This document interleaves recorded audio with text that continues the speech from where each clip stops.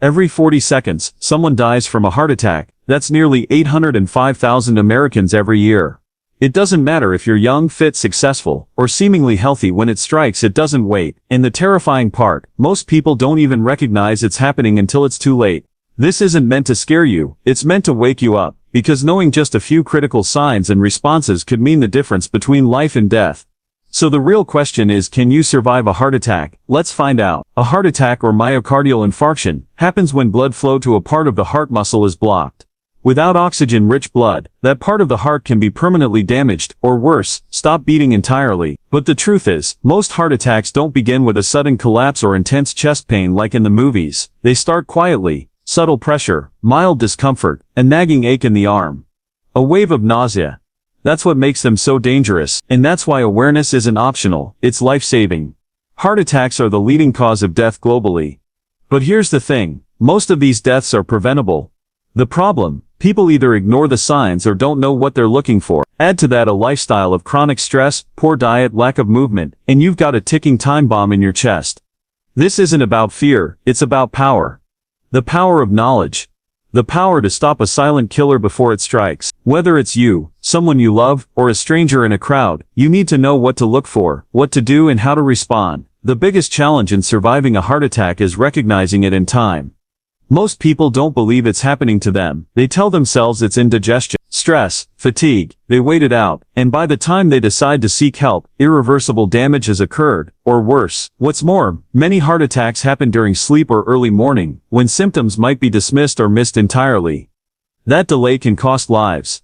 The second challenge: panic. In emergencies, people freeze or fumble. They don't call 911 fast enough. They don't chew aspirin. They don't know CPR. Every minute wasted equals more heart tissue dying. Speed and awareness are everything. So let's break it down. What are the signs? Chest discomfort is the most common. Not necessarily pain, but pressure, squeezing, fullness, or a heavy ache. It may come and go. Then there's discomfort in other areas, like the arms, back, neck, jaw, or stomach. Shortness of breath, cold sweats, nausea, lightheadedness. For women, symptoms can be different: more fatigue, dizziness, indigestion, like pain, or pain in the lower chest or upper abdomen. Risk factors: high blood pressure, high cholesterol, diabetes, smoking, obesity, stress, poor diet, lack of exercise, family history. But even without these, you're not immune. Prevention is your shield. Know your numbers, your blood pressure, cholesterol, and blood sugar. Move your body daily. Eat heart-smart foods. Manage your stress. Don't ignore symptoms. Make regular checkups a priority. And don't let pride or fear stop you from calling for help. Heart attacks don't care if you're embarrassed. They care if you're too late. Picture this: a 42-year-old man, fit, successful, father of two. He's out jogging and suddenly feels dizzy. His left arm tingles. He brushes it off, thinks it's the heat. He finishes his jog. That night, he wakes up with chest tightness and nausea. Again he ignores it. Finally, his wife notices his sweating, pale face, and insists on going to the ER.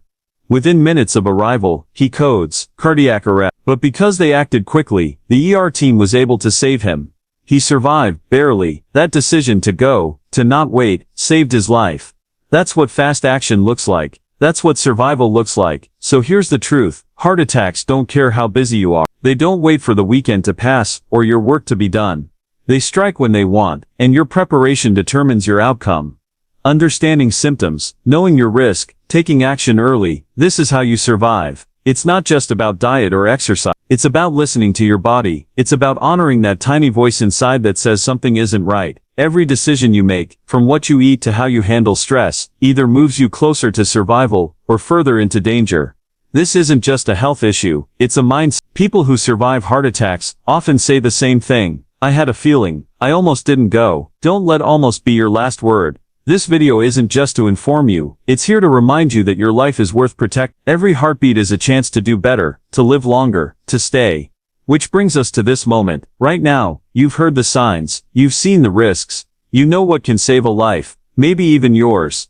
So what are you going to do with that knowledge? Will you ignore it or act on it? Will you make the changes your heart needs, or keep gambling with your time? You're not helpless, you're not too late, you're not alone, you are powerful. And today you choose life. Which symptom or fact surprised you the most? Do you know someone who survived a heart attack, or did you miss a warning sign once? Tell us your story in the comments. Someone reading it might be saved because of you. And don't forget to subscribe for more life-saving tips, health truths and powerful content to help you take control of your life, one heartbeat at a time. Here is the 700-word closing speech for your video titled, "Can You Survive a Heart Attack?" written in an emotionally engaging and motivational tone, without headings. So now you've heard it all. The signs, the risk factors, the stories, the science. You've learned that heart attacks don't care about your schedule, your success, or your strength. They come silently, often without warning, and they don't wait for you to be ready. But here's the powerful truth in all of this. Knowledge is your weapon, and action is your shield. Every piece of information you've just absorbed isn't just fact, it's power. It's the kind of power that can save your life, or the life of someone standing right next to you. Most people think they'll see it coming, that they'll feel some movie-style pain, and know instantly to call for help. But reality doesn't play out like the movies. Real heart attacks are often quiet, subtle, misleading. They feel like gas, or anxiety, or stress. And it's in those moments, those dangerous minutes of doubt and denial, when survival hinges on what you do next. Will you wait it out? Will you ignore the signs? Or will you choose to act? Let me tell you something you might not have heard before. Survival doesn't start in the ER. It starts in your mind. It starts with the decision to trust your gut, to put your health first, to listen to your body before it screams for help. The people who survive heart attacks aren't always the fittest or the strongest. They're the ones who took action fast. They're the ones who didn't second-guess that strange pain. They're the ones who called, who moved, who spoke up. The idea that you could survive something so terrifying as a heart attack begins with awareness. It continues with preparation, and it ends with empowerment.